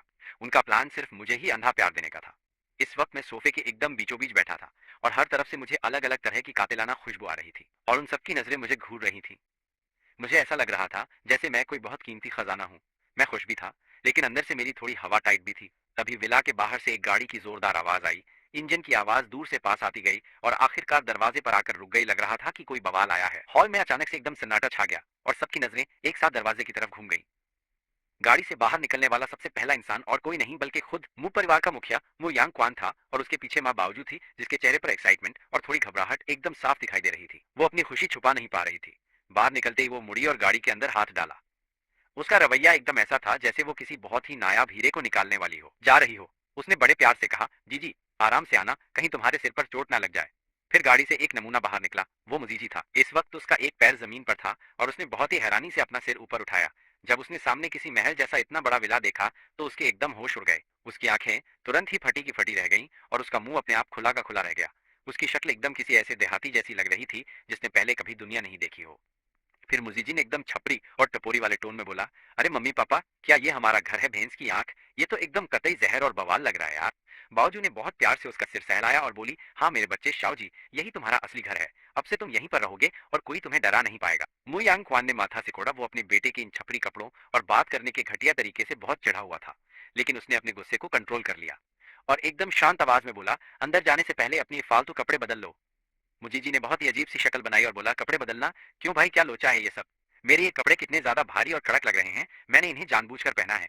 ये मेरी सबसे तगड़ी ड्रेस है, मोहल्ले के सारे लौंडे कहते हैं मैं एकदम बवाल दिखता हूँ। मोयांग क्वान के मुंह का कोना गुस्से से फड़का, लेकिन आखिर में उसने कुछ भी नहीं कहा और बस एक लंबी सी सांस छोड़कर अपनी खराब किस्मत पर रोने लगा था। भाई मुजी जी का ध्यान बहुत जल्दी वहां खड़ी उन महंगी और शानदार गाड़ियों की तरफ चला गया, खासकर उस चमकती हुई लाल फेरारी की तरफ जो एकदम तगड़ी लग रही थी। वो फेरारी 488 जो मुझे आठवीं बहन मुकेक्सिन ने दी थी, उसकी आंखों में लालच और जलन साफ दिख रही थी। उसका मन कर रहा था कि भागकर उसे चूम ले। वो वहीं जाकर उसे जीभ से चाटने के लिए मचल रहा था। धत तेरी फेरारी, ये किसकी गाड़ी है? ये तो एकदम एक नंबर और रापचिक लग रही है। इधर विला के हॉल में सबसे बड़ी बहन मुई यूलू ने बाहर से आ रहे इस शोर को सुना और वो सबसे पहले अपनी जगह से खड़ी हो गई। वो पक्का आ गया है, बहनों चलो बाहर चलकर उसका स्वागत करते हैं। ये सुनकर दूसरी बहन मुयुई बहुत हिचकिचाते हुए अपनी जगह से खड़ी हुई। तीसरी बहन मुतांगचुन के चेहरे पर कोई भी भाव नहीं था। उसने अपनी चाय का कप नीचे रखा और एकदम सख्ती से उठ गई। फिर बाकी सारी बहनें भी बहुत ही बेमन से धीरे धीरे उठी। ठीक इसी वक्त सातवीं बहन मुकरेन और पांचवी बहन मुयूकियन दोनों एक ही साथ बुदबुदाई और उनके चेहरे पर बहुत तगड़ा वाला गुस्सा एकदम साफ दिख रहा था। क्या फालतू का स्यापा है यार। पूरे कमरे में सिर्फ चौथी बहन मुयुयान ही एक ऐसी थी जो अपनी जगह पर किसी बड़े मजबूत पहाड़ की तरह एकदम बिना हिले डुले शांति से बैठी रही। वो बस सोफे पर बैठी रही और उसका अपनी जगह से हिलने का कोई भी इरादा नहीं था। मैंने बहुत ही बेबसी भरी नजरों से वो युयान की तरफ एकदम देखा। जब उसने मुझे अपनी तरफ देखते हुए पकड़ा तो उसने बहुत ही धीरे से एक लंबी आ भरी, जैसे वो अपना मुंह फुला रही हो और साथ ही अपनी तगड़ी वाली नाराजगी भी दिखा रही हो। लेकिन आखिर में वो भी हार मानकर खड़ी हो गई और बाकी सबके पीछे चलने लगी। लेकिन जब उन आठों बहनों ने उस ब्लीच किए हुए पीले बालों वाले इंसान को देखा और विला की शानदार बनावट को देखकर ऐसे गधों की तरह मुंह फाड़ते हुए देखा जैसे उसने पहले कभी कोई अच्छी चीज देखी ही ना हो, तो उनका दिमाग एकदम से खराब हो गया था। आठों बहनों की भवें एक साथ तन गईं। वो पीले बालों वाला कटोरा कट, एक टाइट खोपड़ी वाली टी शर्ट और वो चिपकी हुई जीन्स जो किसी का भी दम निकाल दे। आंखों को अंधा कर देने वाला ये खतरनाक नजारा किसी बड़े मानसिक परमाणु बम के फटने जैसा था। यहाँ तक कि सबसे बड़ी बहन मुयुलू जो हमेशा शांत रहती थी, वो भी कांप गई, भले ही उसके सामने पहाड़ गिर जाए। इस वक्त वो भी एकदम चुप थी और उसकी उन तेज आंखों में, जिन्होंने ना जाने कितने लोगों को देखा था, एक अजीब सन्नाटा था। पहली बार चेहरे पर 3 सेकंड के लिए शौक दिखा। क्या सच में ये मुझ परिवार का खून है? क्या किस्मत ने हमारे साथ दो दो बार गंदा खेल खेला है? और सन्नाटे को तोड़ने वाली सबसे पहली इंसान चौथी बहन मुयुयान थी, जिसने इस तमाशे को देखकर अपना मुंह खोला था और एकदम से बोलना शुरू किया। वो दूर खड़े मुजीजी पर बिना किसी शर्म के उंगली दिखाते हुए जोर से हंसने लगी। हे भगवान, क्या ये कोई मेन डीजे है जो किसी सस्ती झोपड़पट्टी वाले नाइट क्लब से भागकर यहाँ आ गया है क्या? इसके ये पीले बाल किसी सस्ते मशरूम की तरह दिखने की कोशिश कर रहे हैं। ये तो एकदम जोकर लग रहा है। सातवीं बहन मुकरिन भी इतना जोर से हंसी कि वो सीधी खड़ी नहीं हो पा रही थी। मेरा तो दिमाग दही हो गया है। मेरी एकदम वॉट लग गई है। मुझे लग रहा है जैसे मेरी आंखों में कोई भयंकर चोट लगी है। मुझे ठीक होने के लिए मुगे से बस एक पप्पी चाहिए। बहनों मुझे बस एक बात सच सच बताओ, इसकी पैंट इतनी ज्यादा टाइट है, क्या इसे रास्ते पर चलने में कोई अजीब सी दिक्कत नहीं होती होगी? पांचवी बहन मुयुयान ने अपना चश्मा नीचे उतार दिया। उसका पूरा चेहरा एकदम ही निराशा से भरा हुआ था। मैं आज से ये ऐलान करती हूँ कि मैं मुंह परिवार से 1 घंटे के लिए सारे रिश्ते तोड़ रही हूँ। आठवीं बहन मुकेक्सन ने भी मेरे कान में धीरे से फुसफुसाया, छोटे भाई मुगे, वो बहुत अजीब लग रहा है। वो बिल्कुल भी अच्छा इंसान नहीं लग रहा है। तुम ही सबसे ज्यादा हैंडसम हो। चलो अब बस भी करो। सबसे बड़ी बहन मुयुलू ने आखिरकार बीच में बोलते हुए इस बेइज्जती वाले शानदार और मजेदार खेल को पूरी तरह से रोक दिया और अपनी बात हम सबके सामने रख दी। उसने एक लंबी गहरी सांस ली, जैसे वो अपनी इस सांस से अपने दिल में बैठी भयंकर खामोशी और अपनी बहुत बड़ी निराशा को अंदर ही दबा लेना चाहती हो। चाहे जो भी हो, लेकिन वो हमारी माँ और पापा का असली बेटा है। चलो अब चलते हैं, चलो उससे मिलकर आते हैं। ऐसा कहने के बाद उसने सबसे आगे होकर अपनी लंबी टांगों से चलना शुरू कर दिया। वो आगे बढ़ी और सीधा दरवाजे की तरफ तेजी से जाने लगी। बाकी बची हुई सभी बहनों ने भी तुरंत एक दूसरे की तरफ देखा। हालांकि उनके चेहरों पर अभी भी मुस्कान और एकदम नफरत वाला लुक था, फिर भी वो सब उसके पीछे पीछे गई। और दूसरी तरफ वो मुजीजी आखिरकार अपनी उस शानदार लग्जरी कार वाले अजीब सपने से पूरी तरह से जाग गया था और अपने माता पिता के पीछे विला के दरवाजे तक पहुंच गया। जब उसने उन आठों औरतों को विला से बाहर आते देखा तो वो एकदम सन्न रह गया। क्या यही मेरी 8 बहनें हैं? ये तो कतई जहर हैं। मेरी हार्ड ड्राइव वाली उन सारी टीचरों से 100 गुना ज्यादा खूबसूरत और एकदम बवाल लग रही हैं। इस पर वो सिर्फ सीधा ही घूर रहा था। उसे लग रहा था जैसे उसके मुंह से लार टपकने वाली है और उसने अनजाने में ही अपना वो एक खास आशिकों वाला लुक बना लिया था, जो उसे बहुत ज्यादा हैंडसम लगता था, जिसे वो अक्सर सड़क पर लड़कियों को छेड़ने के लिए इस्तेमाल करता था। फिर उसकी नजर एकदम किसी तेज स्कैनर की तरह चालू हो गई। वो बहुत ही बेशर्मी से उन आठों बहनों को ऊपर से नीचे तक ताड़ रहा था और बहुत ही ज्यादा मजे में हाथ हिलाते हुए बोला, नमस्ते मेरी प्यारी बहनों, मैं आ गया। मैं मुजीजी हूँ, तुम्हारा अपना असली वाला छोटा भाई। उसकी उस घटिया सी नजर में बिना छुपी हुई हवस और बहुत ही ज्यादा गंदी वाली जांच पड़ताल एकदम साफ दिख रही थी, और उसकी उस नंगी हवस को देखकर उन सारी बहनों के चेहरे के भाव एक ही पल में एकदम सख्त और ठंडे होकर बर्फ बन गए थे। मु यांगक्वान और बावजू को भी अपने नल्ले बेटे की इस बड़ी बेवकूफी का तुरंत ही एहसास हो गया था, और उनके चेहरे भी बहुत ज्यादा अजीब और शर्मिंदा से हो गए। जियाओ जी, जरा तमीज से बात करो। अरे हाँ, तो क्या मैं सिर्फ अपनी बहनों को अच्छी तरह से जानने और समझने की कोशिश ही तो कर रहा हूँ ना। वो बिल्कुल फिक्र नहीं कर रहा था, और उसने खुद ही हाथ मिलाने के लिए अपना हाथ बेशर्मी से उन सबके सामने बढ़ा दिया। सबसे बड़ी बहन मुसी युलू ने बिना किसी भी भाव के अपना हाथ आगे बढ़ाया और उससे हाथ मिलाया। वो एहसास एकदम बहुत ठंडा था, बस एक हल्का सा छूना और फिर तुरंत ही छोड़ देना, जैसे वो कोई सबसे उबाऊ और बहुत ही फॉर्मल सा बिजनेस वाला काम पूरा कर रही हो। दूसरी बहन मुयुई ने डरते हुए अपना हाथ आगे बढ़ाया था। जैसे ही उसकी उंगलियों ने उसकी हथेली को छुआ, उसने तुरंत अपना हाथ ऐसे पीछे खींच लिया जैसे उसे कोई भयंकर करंट लग गया हो, और उसने अपना सिर और भी ज्यादा नीचे झुका लिया था। तीसरी बहन मुतांगचुन का हाथ मिलाने का तरीका भी एकदम स्टैंडर्ड और सीधा सा था। उसकी नजर बिल्कुल ही शांत और बिना किसी हलचल के थी, जैसे कि वो किसी मिलने आए हुए आम नागरिक का बस ऐसे स्वागत कर रही हो। जब चौथी बहन मुयुयान की बारी आई तो उसने अपने हाथ बांध लिए और नीचे उस मुई की तरफ बहुत जीजी के उस फैले हुए हाथ को देखा। उसके मुंह के किनारे पर एक बहुत ही ज्यादा मजाक उड़ाने वाली ठंडी मुस्कान थी। फिर उसने धीरे से अपना वो बहुत ही नाजुक हाथ उठाया, जिस पर एकदम कड़क और शानदार फ्रेंच मैनिक्योर हो रखा था, लेकिन उसने उसका हाथ बिल्कुल नहीं पकड़ा, बल्कि अपनी लंबी पहली और बीच वाली उंगली को ऐसे आगे बढ़ाया जैसे कि कोई सिगरेट पकड़ी हो। और फिर हल्के से मुंह जीजी की हथेली को छुआ। उसका ये काम पूरी तरह से दिखावे और एकदम भयंकर नफरत से भरा हुआ था। मुजीजी के चेहरे की वो फालतू मुस्कान एकदम जम गई। इससे पहले कि वो कोई भी फालतू का रिएक्शन दे पाता, धूप का चश्मा पहने हुए पांचवी बहन मुयुकियान तुरंत आगे आई। उसने उस छपरी की तरफ एक बार देखा तक नहीं, और बस अपनी ग्लव्स पहनी हुई उंगलियों से उसके हाथ को पानी पर उड़ने वाली किसी ड्रैगन फ्लाई की तरह हल्का सा छुआ। फिर तुरंत ही ऐसे पीछे खींच लिया जैसे उसने किसी बहुत गंदी चीज को छुआ हो। हाथ मिलाने का वो पूरा का पूरा खेल बहुत ही ज्यादा अजीब और भयंकर ऑकवर्ड फीलिंग से भरा हुआ था। वो तबाही मचाने वाला घटिया हाथ मिलाने का खेल आखिरकार अपने अंत तक पहुंच गया, जहां मुजीजी अभी भी अपनी वो एकदम झूठी और फालतू की मुस्कान चिपकाए खड़ा था।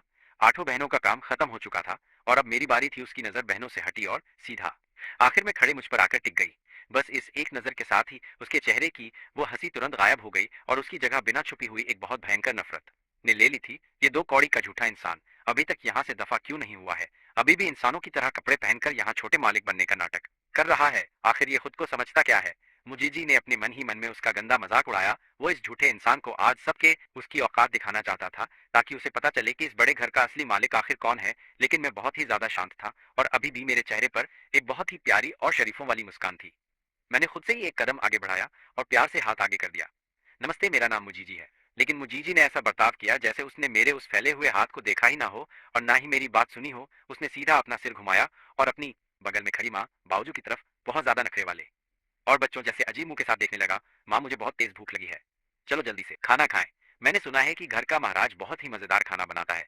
मेरा आगे बढ़ा हुआ हाथ हवा में ही जम गया। उस पल हवा भी एकदम सन्न हो गई थी, और वहां तुरंत ही एक बहुत भयंकर और अजीब सी ऑकवर्ड फीलिंग पूरी तरह फैल गई। मेरे चेहरे पर हैरानी की एक झलक आई, लेकिन मैंने तुरंत खुद को संभाला और बहुत ही शांति से अपना हाथ पीछे खींचने की तैयारी करने लगा। लेकिन तभी साइड में खड़ी मुंह योयान की आंखें एक ही पल में एकदम लाल हो गई। इस वक्त वो एकदम किसी खूंखार और गुस्से में पागल शेरनी की तरह लग रही थी। उसके पूरे शरीर से एक बहुत खतरनाक वाइब आ रही थी, और ऐसा लग रहा था जैसे वो अभी तुरंत आगे दौड़कर उस पर हमला कर देगी। लेकिन उसके सबसे करीब खड़ी दूसरी बहन मुयुई की आंखें और हाथ बहुत तेज थे। उसने तुरंत ही एक हाथ से उसे एकदम कसकर पकड़ लिया था और बोली, युयान बिल्कुल भी फालतू में भड़क मत। हालांकि दूसरी बहन खुद भी बहुत ज्यादा गुस्से से कांप रही थी, लेकिन उसकी समझदारी उसे बता रही थी कि वो यहाँ पर कोई बड़ा तमाशा नहीं कर सकती। मुयुयान ने बुरी तरह खुद को छुड़ाने की कोशिश की। मुझे छोड़ दो, इसकी हिम्मत कैसे हुई हमारे मुगे के साथ ऐसा करने की? दूसरी तरफ आठवीं बहन मुकैक्सिन भी बहुत ज्यादा गुस्से में थी। उसका वो बहुत ही छोटा प्यारा और एकदम मुलायम सा चेहरा गुस्से के मारे एकदम लाल हो गया था। उसके गाल फूल गए थे। इस छपरी की इतनी हिम्मत कैसे हुई? इसने छोटे भाई मुगे के साथ ऐसा घटिया बर्ताव कैसे किया? अगर ये अभी हमारे माँ बाप और इतनी सारी बहनों के सामने ऐसा काम करने की जरूरत कर रहा है, तो फिर हमारी पीठ पीछे क्या ये हमारे छोटे भाई मुगे को तड़पा तड़पा कर एकदम जान से नहीं मार डालेगा? यही बात सोचकर ही मुत्कैक्सिन का दिल बहुत बुरी तरह से घबरा गया। अगले ही सेकंड उसने कुछ ऐसा किया जिसकी वहां मौजूद किसी भी इंसान को बिल्कुल उम्मीद नहीं थी। बाकी सभी लोगों को पूरी तरह से इग्नोर करते हुए वो बहुत तेजी से मेरे पास आई। फिर वहां खड़े सभी लोगों की एकदम फटी हुई हैरान आंखों के सामने उसने अपना छोटा सा प्यारा हाथ बढ़ाया और मेरे उस हाथ को कसकर पकड़ लिया जो अभी भी हवा में ही लटका हुआ था, और बोली, छोटे भाई मुगे, चलो अब हम अंदर चलते हैं। उसकी इस प्यारी हरकत ने मेरे दिल की उस सारी ऑकवर्ड फीलिंग को एक ही झटके में खत्म कर दिया। मैंने नीचे देखा और उस मुचुकू केक्सिन को अपनी उन बड़ी साफ और टूटे हुए दिल वाली प्यारी आंखों से मुझे ऐसे देखते हुए पाया जैसे वो मुझसे कह रही हो कि तुम डरना मत, मैं हूं। अभी भसड़ खत्म नहीं हुई थी। सातवीं बहन मुकेरिन भी तुरंत चलकर मेरे पास आ गई और प्यार से मेरा दूसरा हाथ अपने हाथों में कसकर पकड़ लिया। उसने जानबूझकर ताना मारते हुए मजे लेने वाले अंदाज में बोला, मेरा प्यारा भाई कितना ज्यादा सुंदर और एकदम कड़क लग रहा है। चल, मैं तुझे अंदर ले जाकर कुछ बहुत ही बढ़िया और स्वादिष्ट सा खाना खिलाती हूँ। पांचवी बहन मु यूकेन तो कतई जहर थी। उसने चश्मा उतारा और अपनी उन कातिलाना आंखों से देखा जो दुनिया को पल भर में अपना दीवाना बनाने और लट्टू करने के लिए काफी थी। उसने उस छपरी मुगली को एकदम ठंडी और गुस्से वाली नजर से घूरा, फिर मेरे कान में फुसफुसाते हुए बोली, प्यारे भाई, आज के बाद ऐसे दो कौड़ी के नल्ले इंसान से दूर ही रहना। ये तेरी औकात एकदम गिरा देगा। मेरी सभी बहनों ने एक एक करके अपनी बात रखी और मुझे बीच में घेर लिया। उन्होंने अपनी हरकतों से साफ कर दिया था कि वो पूरी तरह से मेरे साथ खड़ी हैं यार। मुई आनकुआन और बावजू के चेहरों का रंग उड़ चुका था। उनकी हालत बहुत खराब थी। उन्होंने सपने में भी नहीं सोचा था कि ये सब रायता फैलेगा, कि उनके सगे बेटे के घर लौटने के पहले ही दिन उसका अपनी बहनों और मेरे साथ इतना भयंकर और खतरनाक वाला लफड़ा हो जाएगा। ये एकदम बवाल था। हम सभी लोग एक साथ बैठक के अंदर आ गए। वहां का माहौल इतना ज्यादा अजीब और खामोश था कि किसी की भी डर के मारे हवा टाइट हो जाती यार। बैठक में पहुंचने के बाद हर कोई शांति से अपनी अपनी जगह पर वापस बैठ गया। मैं अभी भी अपनी बहनों के बीच में मजे से बैठा था, जबकि उस नल्ले गीगी को बहुत दूर बिठाया गया। उसे मम्मी पापा के बगल में बैठाया गया था। वो दूर से हम सबको घूर रहा था, मानो हम दोनों के बीच कोई बहुत बड़ी दुश्मनी की दीवार खड़ी हो गई हो। माहौल को थोड़ा हल्का करने के लिए बावजू ने उस ढक्कन गीगी की तरफ देखकर मुस्कुराते हुए कहा, बेटा शियाओजी, अपनी बहनों को अपने बारे में कुछ तो बता दे यार, ताकि तुम सब लोग एक दूसरे को बहुत अच्छे से जान सको। वो नल्ला गीगी तो बिल्कुल भी शर्मीला इंसान नहीं था। ये सुनते ही वो पूरे स्वैग में तुरंत सोफे से उठकर खड़ा हो गया यार। उसने अपना गला साफ किया और फिर से खुद को दुनिया का सबसे सुंदर इंसान समझने वाला वो घटिया और अजीब सा मुंह बना लिया एकदम जोकर। ही नमस्ते मेरी प्यारी बहनों, मेरा नाम मुगेगी है। आप लोग मुझे प्यार से छोटा भाई श्याओ जी बुला सकती हैं। वैसे तो मेरे अंदर कोई बहुत महान और बड़ा हुनर नहीं है। बस शहर के पश्चिमी इलाके में लोग मुझे थोड़ा बहुत जानते हैं। वहाँ की सारी कंप्यूटर दुकानों और गेम खेलने की जगहों पर मेरा ही सिक्का चलता है और लोग मुझे इज्जत देते हैं। अगर आप बहनों को भविष्य में वहाँ घूमने फिरने जाना हो तो बस मेरा नाम ले लेना। पक्का आपको भारी छूट और एकदम बढ़िया फायदा मिल जाएगा। मुयुयान ने अपनी आंखें घुमाई और ताना मारते हुए बोली, कंप्यूटर की दुकानें और गेम खेलने की जगह हैं, क्या ये हमारे जैसी ऊंचे खानदान की लड़कियों के लायक हैं? ये एकदम घटिया और दो कौड़ी की बात है यार। जैसे ही उस छपरी गीगी ने बोलना शुरू किया, उसने अपने सूखे और पतले से हाथ पैर हिलाने शुरू कर दिए। उसने मुक्केबाजी वाले पैंतरे दिखाए और हवा में गेंद फेंकने की नौटंकी की, जो उसे लग रहा था कि सच में बहुत ही ज्यादा धांसू लग रही है। मुझे ऐसे किताबी कीड़े वाले इंसानों से सख्त नफरत है, जो अपना सिर हमेशा किताबों में घुसा कर रखते हैं। उनमें मेरी तरह बिल्कुल भी कोई मर्दानगी वाली बात नहीं होती है यार, वो एकदम नल्ले होते हैं। मेरे पीछे पागल लड़कियों की लंबी लाइन सड़क के एक कोने से दूसरे तक लग सकती है। उसकी ये बातें सीधा मुझ पर निशाना थी। ये देखकर मम्मी पापा के चेहरे शर्म से पीले पड़ गए। बावजू ने बीच में उसे कई बार रोकने की कोशिश की, लेकिन उस गधे ने हर बार उसे एकदम अनसुना कर दिया। मेरी सभी बहनें उसकी ये फालतू बकवास तब तक सुनती रहीं जब तक कि शर्म के मारे उनके पसीने नहीं छूट गए। आखिरकार उस जोकर मुगीगी की वो झूठी और पकाने वाली वीर गाथा खत्म हुई। वो एकदम घमंड में वापस अपनी जगह पर बैठ गया और अपनी बहनों से झूठी तारीफ सुनने का इंतजार करने लगा। लेकिन उसके हिस्से में सिर्फ और सिर्फ एक भयानक और खौफनाक सन्नाटा ही आया यार। बावजू ने किसी तरह उस अजीब माहौल को संभालने की कोशिश की और बोली, ठीक है, अब शियाओजी ने अपने बारे में सब कुछ अच्छे से बता दिया है। तुम लड़कियों को भी शियाओजी को अपने बारे में कुछ बताना चाहिए। चलो युलू से ही शुरुआत करते हैं। सबसे बड़ी बहन मु युलू ने बिना किसी भाव के एकदम रूखेपन से बोलना शुरू किया। शियाओजी, मेरा नाम मु युलू है और मैं तुम्हारी सबसे बड़ी बहन हूँ। फिलहाल मैं अपने ही परिवार की कंपनी को संभालने में सबकी मदद करने का काम करती हूँ। भले ही उसकी बात बहुत छोटी थी, लेकिन उसने काम की सारी बातें कह दी थी। मुगीगे इज्जत दे रहा था। एक इंसान की बात सुनकर ही वो पूरी तरह से हैरान रह गया और पागलों की तरह सवाल पूछने लगा, वाह बड़ी बहन तो सच में बहुत धांसू है। तो क्या आप बहुत अमीर हो? और तीसरी बहन, क्या आप कोई सरकारी नौकरी करती हो? क्या आप सच में कोई बड़ी अफसर हो? अगर भविष्य में कोई मुझे पीटेगा तो क्या मैं आपके पास आ सकता हूँ? लेकिन जब हमारी चौथी बहन मुशुयान की बारी आई तो वो बस सोफे पर टेक लगाए बैठी थी। उसने उस मुगीगी की तरफ सीधे देखा भी नहीं, बस नाक सिकोड़ते हुए कहा, मुयुयान। ये सुनकर वो गीगी एक पल के लिए एकदम सुन रह गया, लेकिन उसने हार नहीं मानी और बेशर्मों की तरह फिर से पूछ लिया, चौथी बहन, तुम तो बहुत सुंदर हो, तुम जिंदगी में करती क्या हो? मुल्ला युयान ने अपना चेहरा सीधा दूसरी तरफ घुमा लिया और अपने नाखूनों को बड़े ध्यान से देखने लगी। उसने उसे पूरी तरह नजरअंदाज कर दिया। कमरे का माहौल फिर से एकदम अजीब हो गया। उसी वक्त बाबूजी की आवाज में एक अजीब सी विनती और मिन्नत सुनाई दी, युयान बेटा, मेरी खातिर कुछ तो बोल दे। तब जाकर मुझसे युयान ने चिढ़ते हुए बहुत ही बेमन से सिर्फ एक ही शब्द बोला, बेरोजगार। आखिरकार मेरी बारी आई। मैं अभी खड़ा ही हुआ था कि मुगीगी ने एकदम चिढ़ते हुए अपना हाथ हिलाया और बोला, इसकी कोई जरूरत नहीं है, मुझे अभी नाश्ता करने जाना है। उसके मुंह से ये बात निकलते ही कमरे का माहौल एकदम खतरनाक हो गया और सन्नाटा छा गया। मुंगयुयान का फ्यूज उड़ गया और अब उससे ये बदतमीजी बिल्कुल भी बर्दाश्त नहीं हो रही थी। उसने गुस्से से पागल होकर मुगीगी की नाक पर उंगली उठाई और चिल्लाते हुए बोली, मुगीगी, तुम्हारी इतनी हिम्मत कैसे हुई? तुरंत अभी मुगी से माफी मांगो। मुगियान को इतना गुस्सा करते देख मुकेक्सिन भी अपनी जगह से खड़ी हो गई और आग में घी डालते हुए पूछने लगी, प्यारे भाई, मुगे ने तुम्हारा क्या बिगाड़ा है? तुम बार बार उसे निशाना क्यों बना रहे हो? ये सुनते ही वहां का माहौल किसी खींचे हुए तार की तरह एकदम खतरनाक और भारी हो गया और बहुत ज्यादा अजीब हो गया था। मुगीगी इस पूरे तमाशे को देखकर एकदम सुन्न पड़ गया था। उसने कभी सपने में भी नहीं सोचा था कि मेरे जैसे नकली लड़के की इन बहनों के दिलों में इतनी इज्जत होगी। उसने तो बस घमंड में एक बात बोली थी और सीधे मधुमक्खी के छत्ते में हाथ डाल दिया। वो हकलाया मेरा मेरा वो मतलब बिल्कुल भी नहीं था। डर के मारे उसने जल्दी से अपने हाथ हिलाए और जल्दबाजी में बड़ी चालाकी से कोने में रखे। उन गिफ्ट्स की तरफ इशारा करते हुए बोला कि मैं उन तोहफों को देखकर इतना ज्यादा पागल हो गया था कि उन्हें खोलने के लिए मुझसे बिल्कुल भी सब्र नहीं हो रहा था। सच में ऐसा नहीं है कि मैं भाई मुंह की इज्जत नहीं करता। उसका ये घटिया बहाना इतना ज्यादा बेवकूफी भरा था कि लोगों को हंसी आ जाए, लेकिन खैर इसने दोनों तरफ के लोगों को एक रास्ता दे दिया। मोयांग क्वान का चेहरा किसी जले हुए बर्तन के पेंदे की तरह एकदम काला पड़ गया था। तभी मैं अपनी जगह से सीधा खड़ा हो गया और मेरे